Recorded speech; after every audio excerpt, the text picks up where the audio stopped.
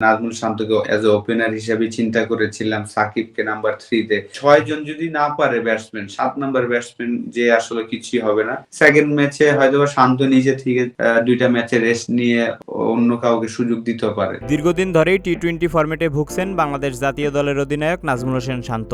নিজে batting strike rate নিয়ে ক্রমাগত সমালোচনার শিকার হচ্ছেন তিনি। শান্তর ধারাবাহিক বাজে ব্যাটিং পারফরম্যান্সের কারণে তাকে বিশ্রামে রাখার পক্ষপাতী দেশের সাবেক অধিনায়ক মোহাম্মদ আশরাফুল। তার বদলে বিকল্প হিসেবে তানজিদ হাসান তামিমের কথাও তুলেছেন তিনি। সঙ্গে শান্ত না থাকা অবস্থায় অধিনায়ক হিসেবে আশরাফুলের ভরসা সাকিব আল হাসান।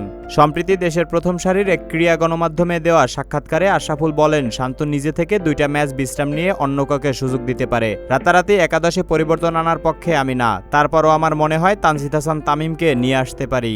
শান্ত বিশ্রামে থাকলে অধিনায়ক হবেন কে, এই প্রশ্নের জবাবও দিয়েছেন আশরাফুল। সাবেক এই অধিনায়কের মতে ক্যাপ্টেন্সি সাকিব করতে পারে, যেহেতু সহ অধিনায়ক তাসকিন ইনজুরিতে। কোচ ম্যানেজমেন্ট সাকিবকে অনুরোধ করতে পারে অধিনায়কত্বের জন্য।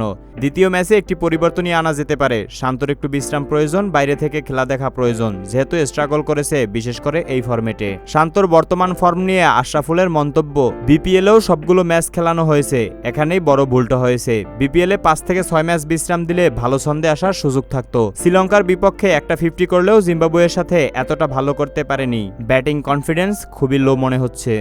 আমাদের দেশে সমস্যা হলো এক ফরম্যাটে ভালো খেললে সব ফরম্যাটে বিবেচনা করে ফেলি, একটা রান করলে সবকিছুই ভুলে যাই। যেহেতু বিশ্বকাপ চলেই গেছে, এখন তো আর পরিবর্তনের কিছু নেই। এখন এই অধিনায়ককেই সবার সমর্থন করতে হবে। আশা করি শান্ত একটু সময় নেবে। জানি অনেক কঠোর পরিশ্রমী, উইকেটে গিয়ে একটু সময় নিতে হবে। 11 বলে 3 রান করে ডাউন দা উইকেটে গিয়েছে। স্পিনের বিরুদ্ধে এভাবে না গেলেও হতো, কারণ বলারটা ভালো করছিল। ভালো বলারকে সম্মান দিতে হবে। এই ফরম্যাটে শান্ত স্ট্রাগল করেছে। 2022 বিশ্বকাপেও 2টি 50 করলেও স্ট্রাইক রেট 110-এর মতোই ছিল। তখন সবাই 2টি 50-র কারণে বাহবা দিয়েছিলাম।